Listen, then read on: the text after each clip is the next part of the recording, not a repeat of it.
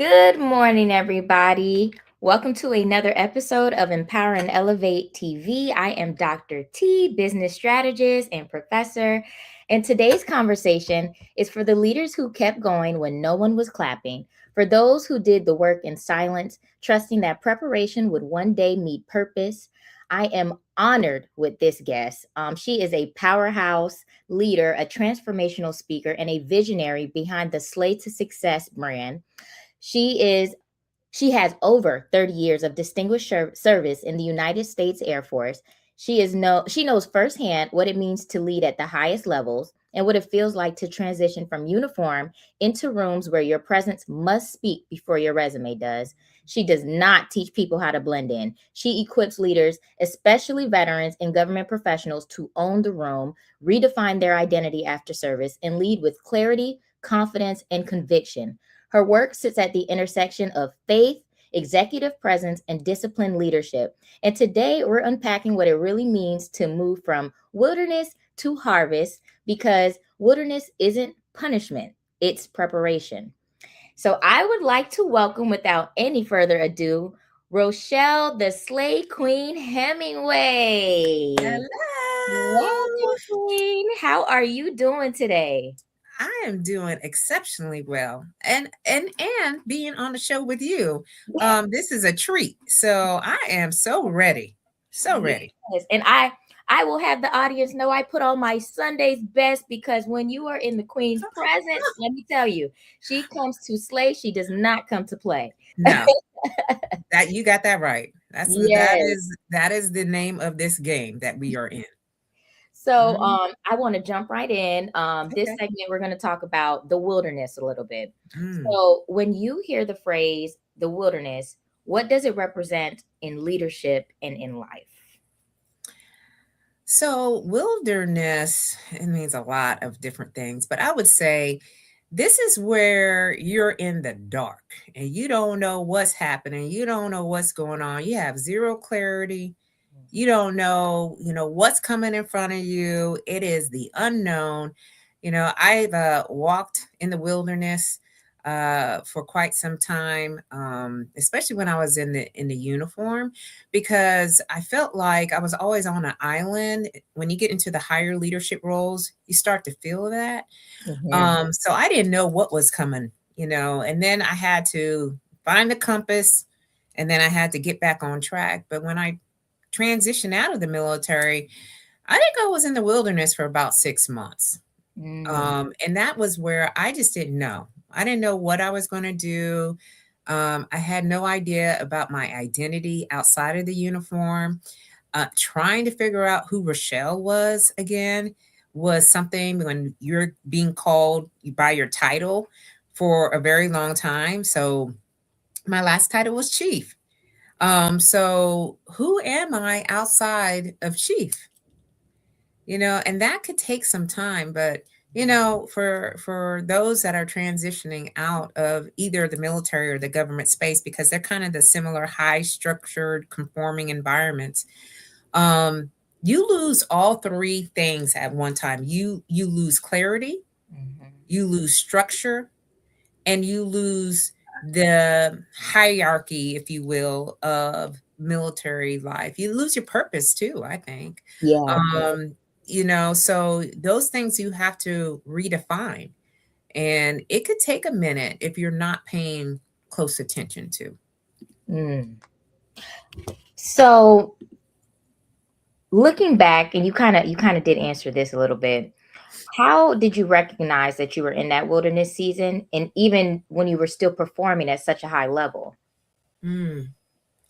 Yeah, okay, so my last position, my last role was at Ellsworth Air Force Base in South Dakota. I'd never been stationed there before. I mean, I've been stationed at Northern Tier bases like Montana and North Dakota. But when you're leading in a high leadership role, things are different. You get to see it from the bigger picture. And, I had to learn the culture, I had to learn the language, I had to learn, the people, the history. And I didn't have a long time or a long period to do that. Like you have to start to learn day one. Yeah. And so, for, about a few months, I was in the fog, really, because Mm-hmm. I'm like, okay, I go to each particular place on the installation, or the base, as we call them. And you're meeting new people, and you're finding out like what has been going on in there. And they give you a list of things that they want you to solve. Like, these are our problems, and we've had them for years. We want you to help us with this. And I'm like, I am shooting from the dark. Like, I don't know what direction to go into, and now I have to connect the dots, Right. and so that, at that higher leadership level, it could be somewhat daunting, it could be exhausting, it can be very stressful. Right. The pressure is on you, the eye is on you. So I had to find my way through that, and it was a lot of documentation, a lot of research, a lot of conversations, so that way I could find my way out of that. It took me, like I said, I think on the average, for every base that I went to, but for this particular role that I was in, I think it was about 3 months, so about 90 days, Mm-hmm. where I just said, okay, I'm here, but I'm not going to act on anything just yet. I just need to find out more. Oh, So I didn't want to rush into it, right? Because I right. mean, even though 90 days may seem like a shorter period of time, some people take it from day one and they just start going. I'm like, "Wait, I gotta wait. Bump the break. Yeah, you got to prepare for it. Yes. Okay. And thank you for your transparency with that. What can what are some of the dangers of mislabeling that wilderness season as failure instead of formation? Mm. There's a lot of lessons learned while you're in the wilderness, you know, and I think that's part of it. I mean, in the military and the Air Force anyway, they have the creed, and it's the Airman's Creed, and the last part of it is, and we will not fail, right? So people will take that literally. Like, so if they'd make a mistake or a misstep, they'd be like, oh my gosh, my whole career has ended, or, I shouldn't have done that. And I started to step back a little bit from that, and put it into a different context. I needed to see what worked and what wasn't working, and really get the signals. Like, okay, this is over here is an option. This is a way that I can go about to solve this problem, and or it's this right here is a last resort. Like, we won't go on that path because I know what's going to happen. Like, the probability is higher for this to occur over here. So I think that the only way that you really learn is you've got to do. All right. And when you do and you take action on whatever you're trying out, you will find out. You will find out. So, I don't believe in failure, especially now in this season that I'm in right now. Mhm. Like, failure right now is like an everyday occurrence. It's like, oh, that's not working. Okay. That's not working. Okay. Let me try something else. And that's okay.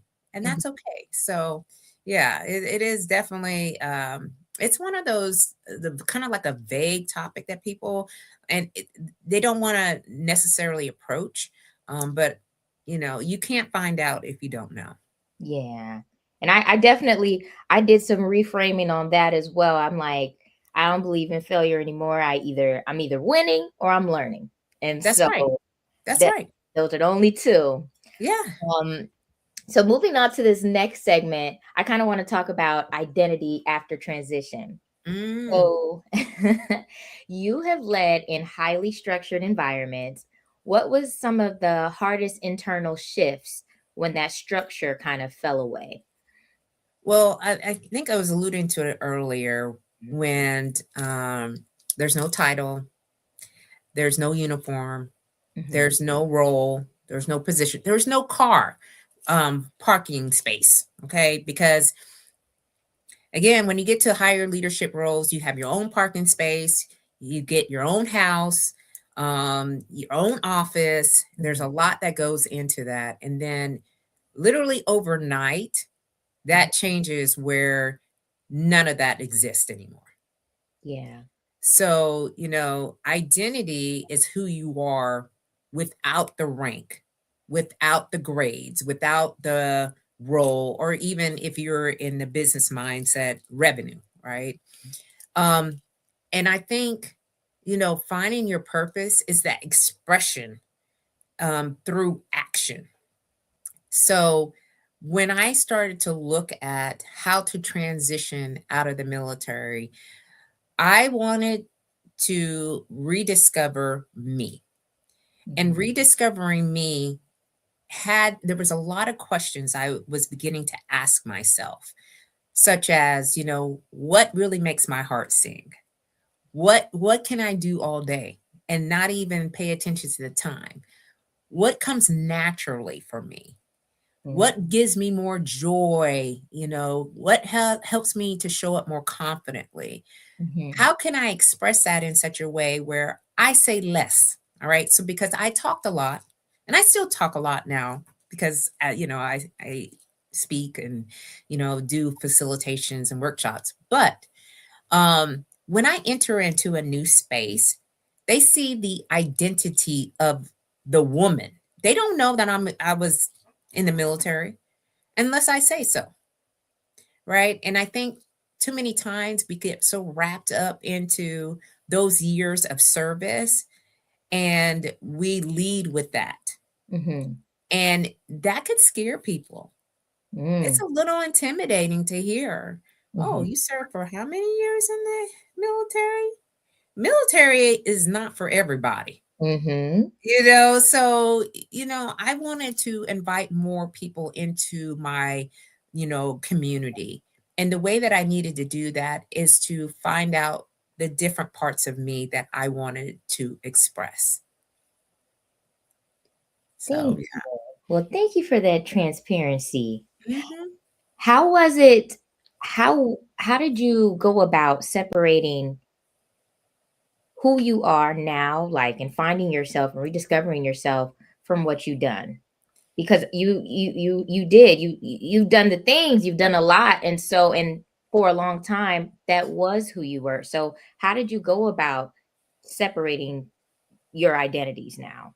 Yeah, well, it comes into a lot of different modalities, but I'll just share a little bit about the journey. So, when I was about to retire, I think it was about 18 months before, one of my mentors reached out to me and was like, "You need to write a book about your journey in the military." And I had never written a book. I didn't know anything about self-publishing or anything. Mhm. And you give me a challenge, and I'm like, "Oh, okay, let me try that." So I started to write this book. I ended up self-publishing it to Amazon. And it was the first action that I took to re identify myself. I Mhm. didn't see that then, but now I do, Mm. right? Because I wanted to share my story and it was my narrative, right? And so it's a communication tool. I call it like the authority infrastructure, all right? Mhm. I wanted to separate myself from the part of my life to the new part that I have right now. And Mhm. so, creating publication, it's that people can get to know me, and it helped me to see like I'm just not a military service member. I'm Mhm. I'm a whole lot of other things over here, right? Mhm. Um, so that was one of the ways. Another is, the wardrobe, okay? Because again, wearing a uniform every day, you get so stuck into, okay, this is just the way it is. I had to learn how to redress myself. But I was intentional this time.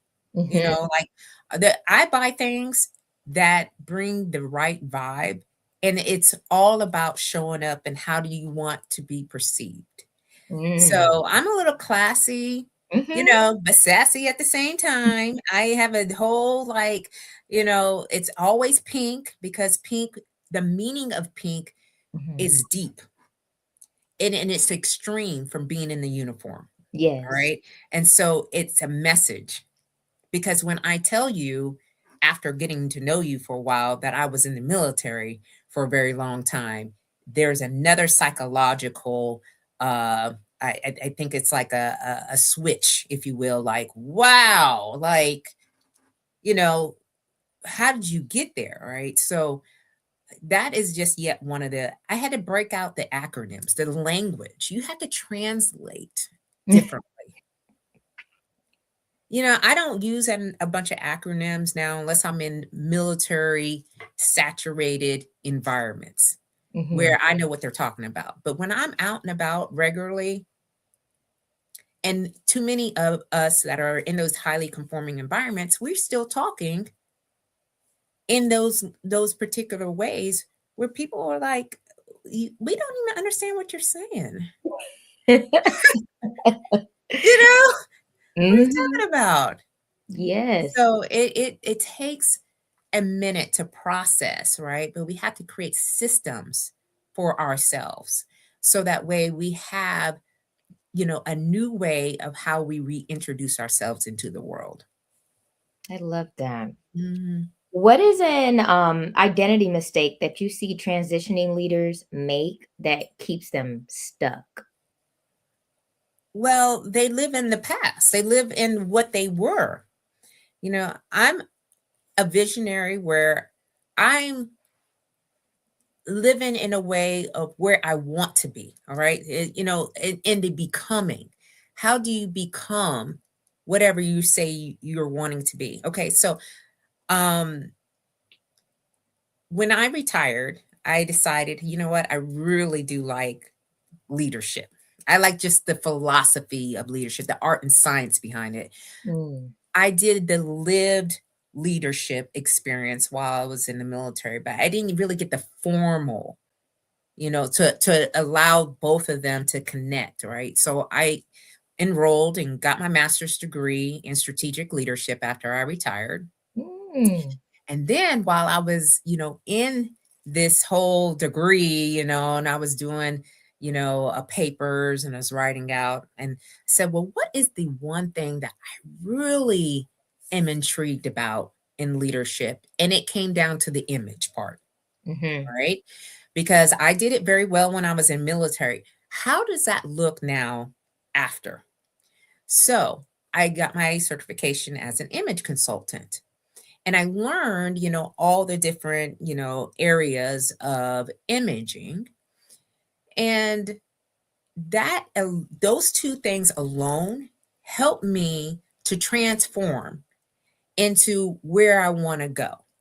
Right. So I believe that when we start to look at this transition, we look at it from like what they teach us, right? The resume, the LinkedIn profile, the interview.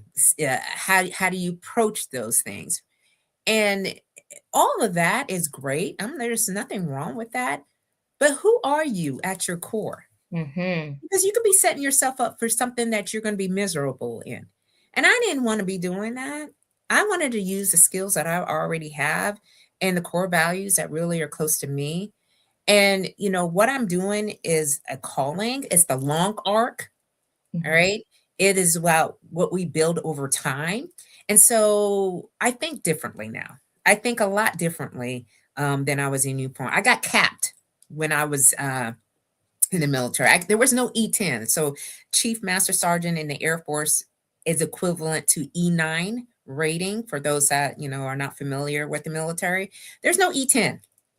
Mhm. So, but in this new life that I'm living, there's no cap. Anything is possible. That's the The beauty. potential is unlimited, right? That's the beauty about entrepreneurship. Yes. The Yeah. limit doesn't exist.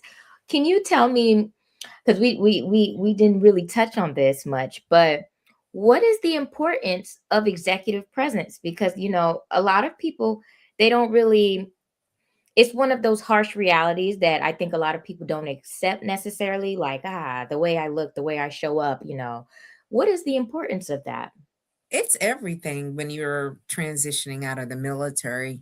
So I recently went and I was speaking at the White House, and I was speaking to senior officials about executive presence and, personal branding and all the things. And I just asked in the room, the question of, does everyone know what executive presence is? And no one raised their hand. There was probably like over 40 something people in the room, right? Mhm. Because this is nothing that they talk about in the military, but in the civilian world, this is what they be talking about, and it's just how you carry yourself. You know, again, I position leaders to say less. All right. And when you can walk into a room and you're carrying yourself in such a way, you look put together. I'm not saying you're perfect, but you look put together. That means you've given it thought. You are sharing the things that are relevant to where you're at. I just did a whole podcast on over explaining. All right. People are over explaining themselves. They're talking ad nauseum about why they exist and why they're in the room. And that is part of this executive presence that I speak to, is you want to keep people curious. You want to keep people interested, Mhm. but it doesn't always have to be in words. All right. It could be in other ways. So that is one particular, part of executive presence. It's really the perception. How do you want to be perceived and Mhm. taken in? All right. Without you having to write out the resume or the bio, So people Google us all the time. Yes, I heard you this morning. You was like, you gotta Google it. you Google you you you get Google. What is the consistency, right? Because people need to know that they trust you by the way that you show up, it. and Mhm. it has to be consistent, because then they know what they're getting. A lot of people don't realize that. All right, I'm very intentional about what I do on all the things. Mhm. All right, because I want people to see what they're going to get. This is not a one-off, so I'm not for everybody. All right. And Amen. so the people that reach out to me, they know what they're going to get. Mhm. And that's where, that's the space that you're in. And you can dominate that space. I'll Yes. tell you, you can Okay. dominate the space. Uh-huh. Mhm. Okay, Queen. So I also this time I kind of want to talk about discipline without applause, because Mm.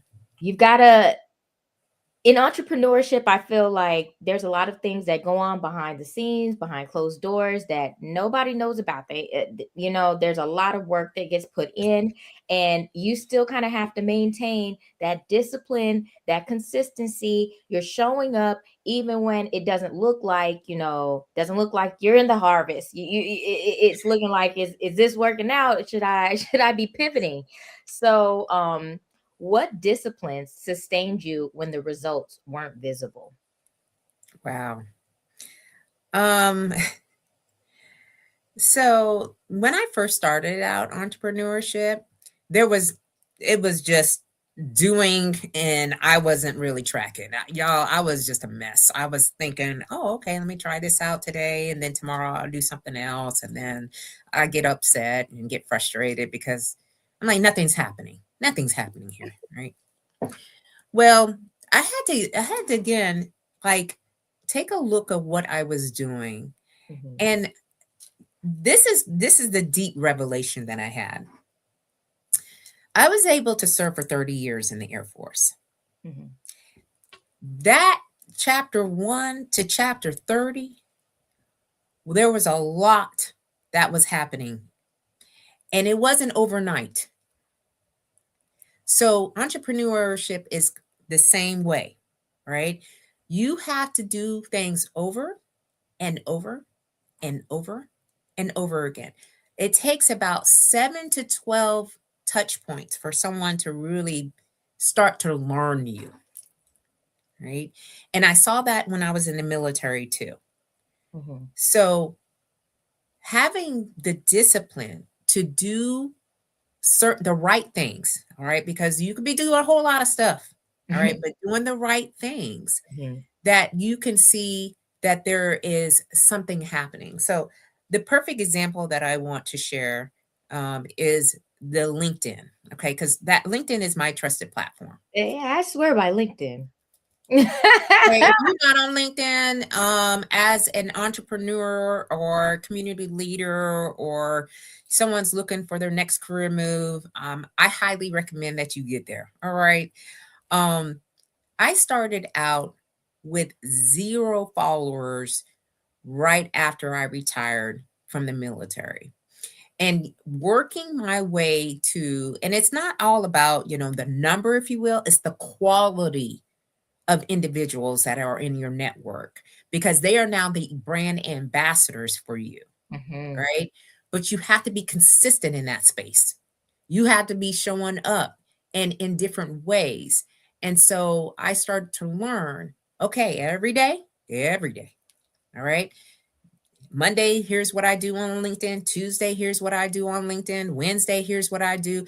You have to have a strategic plan and what are the goals that you're trying to achieve to get there. Mhm. For That's important. me, I'm leveraging personal branding, right? Mhm. Because I know I don't have to invest in a whole lot of monies because this is me. I'm showing you who I am. And people lose sight of that when they're in business.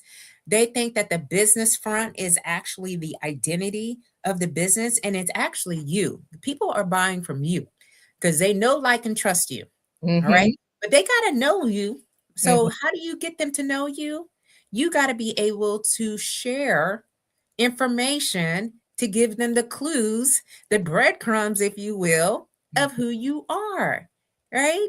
Yeah. So, I believe when people invest all this money into logos and websites and, which is a part of the business aspects, but you never show you. You never talk about the reasons why you started the business. You never talked about, what are the things that are helping you to get there. So I think those are some pieces especially for discipline, to understand what is it that you're doing and can you sustain that over a period of time? 'Cause Mm. I have one of my mentors, Lori Sells, and she's also a Marine veteran. And she said when she started her business, it was 4 years at the kitchen table. What does that mean? 4 years of doing consistent work without really seeing the true results just yet. So it does take time. It does. It does. I know a lot of times people think things happen overnight or they see success and they're just like, "Oh, okay, I could just jump out and Mhm. do that." But there is a lot of work that goes on behind the scenes. It is not Yeah, an overnight success. I know we live in a microwave popcorn generation that's where right. people go viral, and so there is a such thing as, I guess celebrity overnight, as Twister would say, but in It, business, that is not sustainable. it's not. So, It's not. yes. So, how do you stay obedient to the process when there is no affirmation, when affirmation is absent, or validation, if you will, is not there? Yeah. I do a lot of work on building my confidence level, Mm. which is one of the secrets to success. Is you have to have the audacity, the boldness to step out and do something that has never been done before. We all create our businesses, some from pain, some from, a purpose, some from a legacy standpoint. And to put yourself out there, it is the scariest thing ever because you're like, is anybody going to catch on to this? Right? And sometimes it feels like, well, Is anybody listening? And so have had to readjust and prepare myself. mhm, And I'm very consistent every day. My morning routine is the one thing that helps me Mm. um, to consistently show up. And that is, I get up about the same time every day. Now, y'all, I don't get up at 4:30 like I used to when I was in the uniform. I had to because, I had to keep myself together. But now, I wake up about 7:30. I walk on downstairs to our basement because we built a gym in our home, and I work out. In the workout, there are a lot of things that are helping to help me to reset my mindset. I mean, there's a lot of recalibration going on. So I'm not afraid to admit that I'm 53 years old. I am still sprinting at 9.0, lifting heavy weights, all the way up to 50-pound hand weights, because I understand the value of challenging myself and pushing myself out of my comfort zone. So, because entrepreneurship is just that, you're right. You are always being put into positions that you're not feeling like you know what you're doing. So, when I work out, I have affirmations that I'm saying to myself. I'm pumping myself, I'm hyping myself up for the day. So that way it's time for me to start doing the work. I get into the work and I know what I'm doing and why I'm doing the work. So that is just one of the many ways that helps me to continue to fully show up as myself. And who doesn't want to look good? You're right. Who doesn't want to feel confident in their own skin? When you Mm. put yourself in front of people, you don't want to be feeling like, goodness, I don't belong in here. I don't what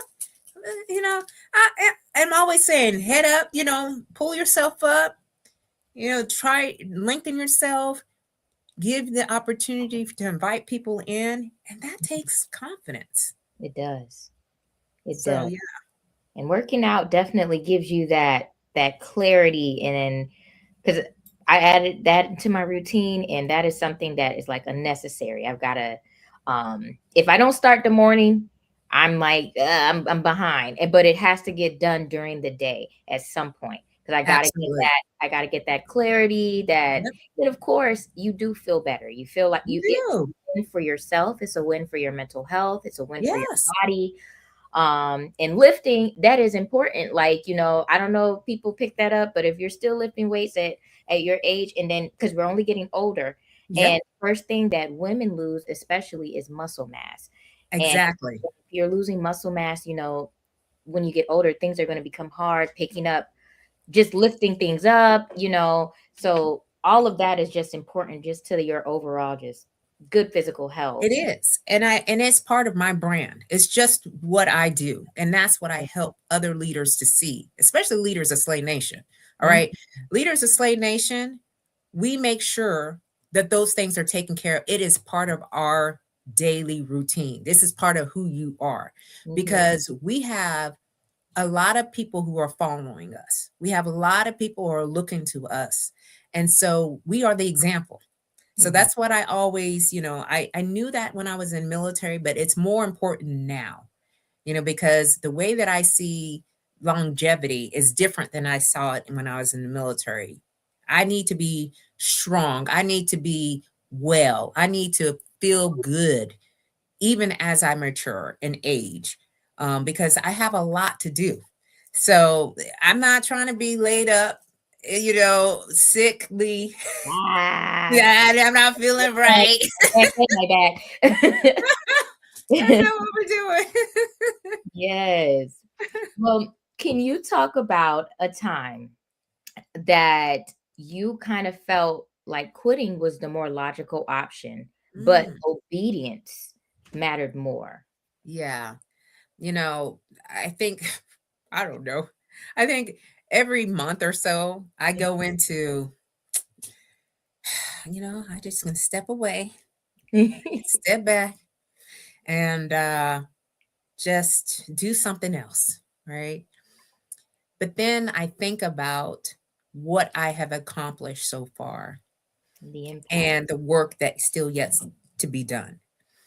So I think because I've created this ecosystem, I don't want to let go of the ecosystem just yet. And I know that people are looking for the things that I'm speaking about because there are gaps. All right. There is. And, it may not be in the timing just yet, but if I stop, I won't know. Right. Right. So I'm continuing to listen hard. And when I have conversations or when people text me, I mean, literally today, y'all, I get a lot of text messages, but I'll just read this text message. So this is what keeps me going. And it's a woman that I have known since my military um, time at our last space. And she texted me this morning about the show that I did this morning. I love the topic that you tackled this morning on your show, Spot On. Mm, mm, Though this right here will keep me going for a few days. mm-hmm. And every now and again I get signals that I'm on the right track. And I think that's why I continue to do what I do. The day when I feel like this is not for me, I may, go, okay, you know, but for right now, this is what I'm supposed to be doing. You're right where you need to be. Hmm. And that kind of segues into this next part because I want to talk about faith, authority, and presence. Oh, Um, how has faith shaped your leadership and your posture in uncertain seasons? mm. So I'm a very deep faith-based person. Um, my my faith has been grounded and shaped by my dad. So I'll start with him first, and then I'll kind of work my way. My dad was a deacon. All right. Um, when I was at the age of getting married, okay, and that was like in my 30s. My dad told me that he was praying for me to marry someone and we'd be equally yoked, Mm, right? yeah. So that was kind of the first, sign, if you will, that if the partner that you have, the spouse, whoever that is, that you're to be on the journey with, they will support you, they will encourage you, they will love you, um, regardless of what's going on. My husband, I'll tell you what, I mean, we both did 30 years of service, all right? Mm, So in our own right. And when my dad said equally yoked, I was like, mm-hmm. So that was one. Two, they told us, and they were the medical professionals, said that we could not have children. All right. Me and my husband could not have children together. It was going to be impossible. So we ended up getting an in vitro fertilization procedure while I was still active duty, still serving in the military, and it didn't work. So, fast forward a couple of years, we ended up getting, pregnant. I got pregnant naturally. All God has right. last say. So had our miracle baby, which that's what we call him. All right. Um, so that was like another sign. And then to be able to do what I want to do in this season, that I'm not driven by someone else. Like I did a lot, and I had a lot of faith in what I was doing while I was in service. I was in some really scary places. Um, but now it's like I depend on my faith to get me through the day. I'm like, you know, things are kind of slow at times, right? But I don't need for anything. This is from overflow. What I'm doing is from overflow. Mm. So that is like the one piece, like the faith part of how I kind of think, and differently. So you said, the faith and the How does it affect your posture in uncertain seasons, yeah. So I know now that things are a little like unpredictable. especially? in these times. especially in these times. So I have to have the faith to show up. I have to.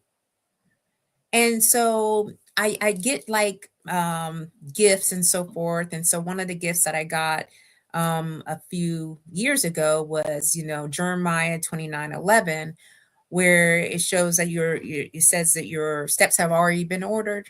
Mm, mm, And I knew, and I look to that a lot because I know that they already have. And I know if this is not the way that I'm supposed to be going, I'll be redirected it somewhere else. And I'm okay with not knowing when that is going to be. I'll just know it deep down inside, or things will start to look differently to say, nope, you're supposed to be over here. All right. So some of these things gotta go, you gotta let go. mm-hmm, And then you move forward in that. So it's gut, it's intuition. mm-hmm, It's I do a lot of prayer and meditation, especially in the morning, mm-hmm. because I know then I will set myself up for anything, you know, and Yeah. not being so definitive on, well, this is exactly what I'm supposed to be doing over here. Right. Right. And so you teach executive presence, Hmm. but how can spiritual authority influence how someone shows up in the room? Yeah. So, you know, every one of us is uniquely divine in our own way. We've all have our own fingerprint. Um, things that we do well, that we don't realize for other people, it's hard for them. Mm-hmm. And, when we start to think about that we're one of one, Mm, then you start to show up in that in a way where you're not looking to the left and the right, the front and the back. You're looking at you going, you know what? I do bring something to the table. You know, God made me in a very unique way where I can only do the things that I do. So there's a lot of personal brand, executive presence, image consultants out there. All mm-hmm. right. But no one could do it like I do it. Right. Right. All right. You could take, you can, use my words if you like. But my energy, my personality, my behaviors, and my mannerisms, they're all different. All right. So I think that when we start to see that for ourselves, Yes. and know that, God does not make mistakes, that he designed you differently for so many different reasons, Mm-hmm. then you step into the rooms and the spaces that you're going into a lot more powerfully, so that's what I depend on all day every day. It's like, okay, slate to success, I made it up. Right, it's my own unique way to show you and care for you, if you will, in my way. And so it's working for who I am. I don't have to work so hard for it. Yes. And that's You- alignment. That it is is that is alignment. alignment. You It know that is you alignment. are right where you need to be in the correct setting when I feel like you're no longer chasing. It is you're No, yeah, and the right opportunities come to you. mm-hmm. I'm not. I'm not trying to look for everything, because everything is not made for me. And Mm, and I also believe that when you are aligned, your brand becomes the testimony. mm-hmm. All right, it's like, this is who I am. This is how I show up. This is what I stand for. All Mm-hmm. right. So when we can start to tune in and pay attention to that, things start to shift. Yes. Yes. What would you say? What is the difference between confidence rooted in performance and Mm, confidence rooted in purpose? mm. So performance. So I'm going to go back to the military days just for a second. Mhm, I performed very well when I was in the military. I knew exactly what to say, how to say it, when to say it. You know, I knew what the reaction was going to be. Mm-hmm. Right. It's like, you know, doing a little dance. Yeah. Here we Mhm. go. Okay. And so, that's the performative actions because you can already dictate what the outcome is going to be. Right. Because based on the feedback that you've gotten, you know, people who are in the decision making spaces, they wanted it a certain way. All right. So it was like, okay, I'm going to do that. Right. Now, when you're in your purpose, all right, it's different. All right. Now, for me, um, rooted in purpose is the modalities again. So I communicate through thought leadership. Mm-hmm. All right. Thought leadership is not um, exactly what do you call that? It's not like a boxed in kind of like this is the way it should be. Right. Um, I'm always very thought provoking. I want you to start to think, Mm-hmm. and and it can become like, wow, what is that? What do you have going on? What is this right here? And I realized that that's what I am called to do.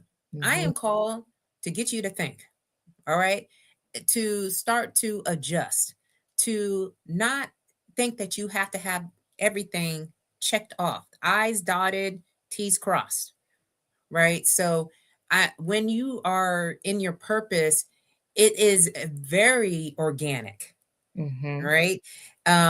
You again, it's not like you are Authentic, if you will. yeah. I said authentic, if you will. Authentic, it's just not having the right out.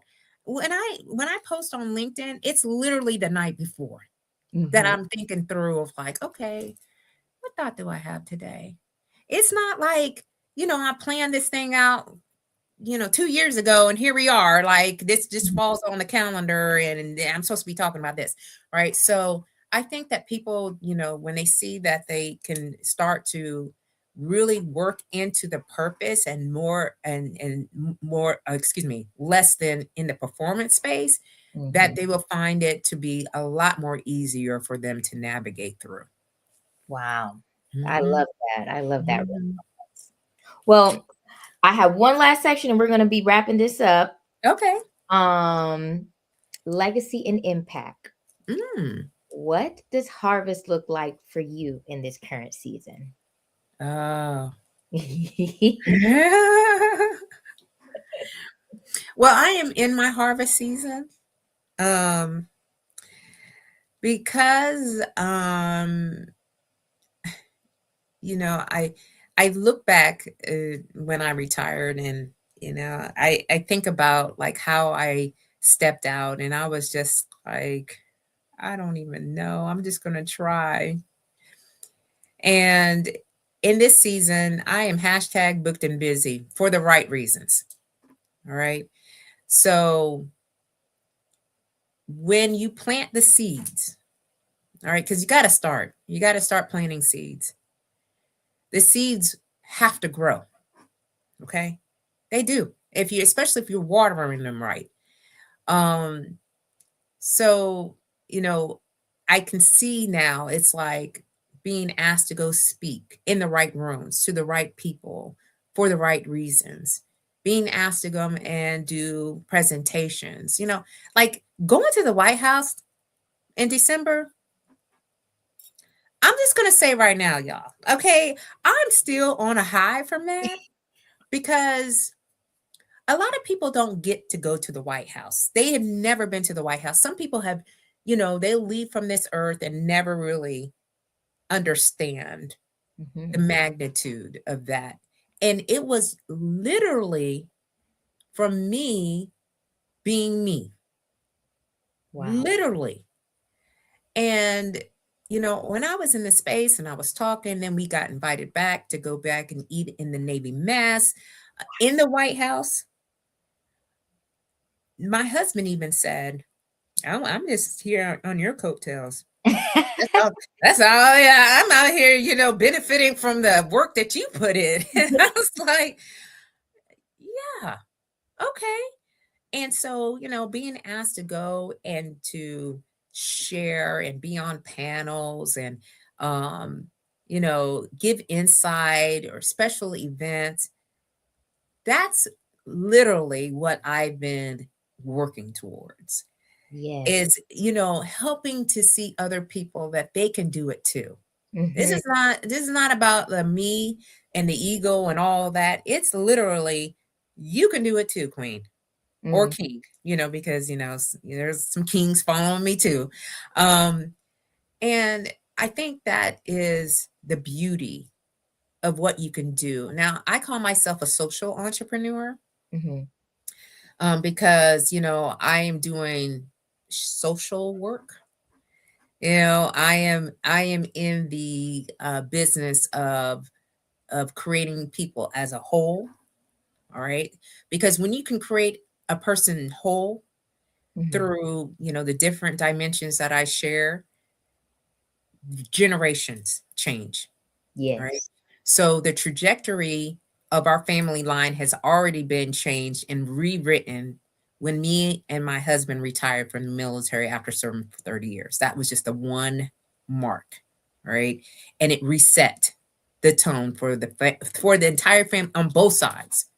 Wow. All right, my husband, he got his doctorate degree, and a lot of people in his family never received a degree at all, high school degree, or excuse me, high school diploma, any kind of degree or whatnot. It resets. All right, this is now the baseline for where we're Amazing. going. Mm-hmm. Right, And so the when you can, standard. yeah, this is standard. This is the way that we show up in excellence in all that we are doing. And but it is, for me, it's, I have no tethers, I have no ties. Mm-hmm. All right, I'm betting on me. Amen. As an entrepreneur, you have to bet on yourself. I take the risk. What risk am I going to take?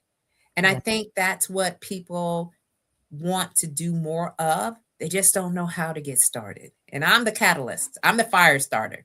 You spend a few minutes with me and I already have you working over here doing something that you weren't even thinking about doing. I'm like, yep, that's what we're Yeah. doing over here. Rochelle gonna have you feeling audacious. Exactly. This is like, what? Like she had the audacity to, yeah, she had the Yes, audacity to show up for herself. yes. You show up when it and what we're doing matters. Mm-hmm. What we do matters. And you have to be so convicted and so firm in that when you show up, people start to believe that, Mm-hmm. you know? So, positive impact in the world, and making a difference, is truly what I want to see in this next chapter. Well, you literally just answered my next question, because my Mm, next question was, how do you want leaders to feel after encountering your work? And so, yeah, and also I want them to feel seen. I mm-hmm. want them to feel valued and respected. The, Mm. the the people that I work with or partner with, they're already proven leaders.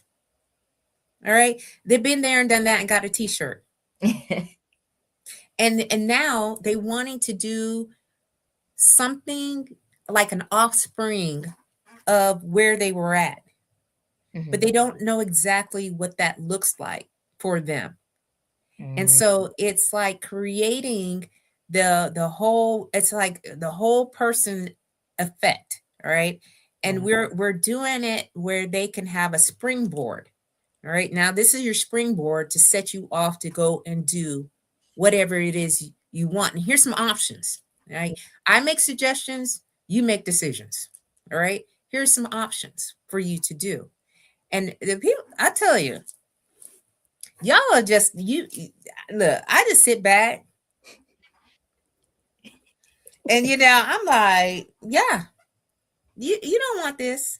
You don't want this. All right, because many of us have said, we ready, we're going to do it, and we're going to take a chance and see where it takes us. And what looked like where you're at a year ago, it don't look like where you at right now. Mm-hmm. It just doesn't. All right, So you have to have the mentality. And so shifting mindsets is something that I get the privilege to do, to help someone transform for where they were to where they want to become, Mhm. and being able to do it every single day, regardless of what anyone else is doing and what they saying. Man. What Mhm. well, what is one final word that you would give to someone that still feels like they're in the wilderness season and wondering Mhm. if is it worth it? Should I be doing this? Am I where I need to be? Yeah. So I would say, there's a lot of people that are living in the shoulda, woulda, couldas. Mm. Hmm. They're living in the matrix, and so the matrix is like the wilderness. And would you want to see yourself in 10 years or so? I mean, because 10 years is a long way out for some of us to see, but it kind of goes like that because I'll tell you, 30 years went like that. I was like, oh, okay. Um, do you want to look back on to your life and say, I could have done this, I should have done this, I want to do this, and never ever started to see where that went?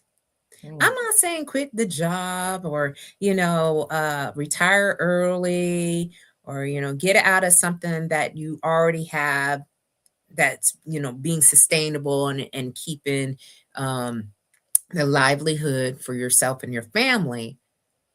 But there's always an opportunity to see about the dream. Okay. So if you have any inkling that you're like, oh, I want to do something like over here, the ruminating and the going back and forth is not doing you any good. All Mhm. right. So if you're in that space, taking the first step of of I would say it would be the acknowledgement. Okay. The acknowledgement of this is where I want to be. If Right. you can acknowledge that, then you could say, well, let me see if I can find out more information about that. I'm a dream dabble do, right? So tell people that you're dreaming about it. You're going to dabble and you're going to find a little bit more about whatever you're dreaming about. And you're going to take one small step. That's all you're going to do. And then once you dip your toe in and you're like, oh, that feels good. That Mhm. feels real good.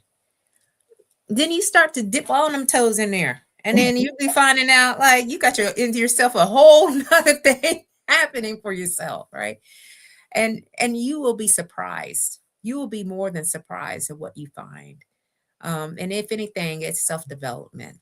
It's self-awareness. It's increased emotional intelligence about you and how you take in things. So, I would just say, just try. Okay. Don't live in regret. Okay, don't live Yes, in regret. I second that. I second that. I second that. Well, Queen, I just want to thank you for your time and your presence today. I know that you are busy, so I thank you for every moment that you shared here today on the Aw. platform. And again, thank you for your dedicated and unwavering service to this country and the work that you're still doing. Do you have anything for the audience, like where they could find you, what you have going on right now that you'd like to share? Sure. So you can find me at www.slaytosuccess.com. That's my website. And it's SLAYTO success. So just like it's printed out here. You can also find me on LinkedIn. All you got to do is put in Rochelle. You can put in Slay to Success, put in Slay, and it will just pop up. Okay.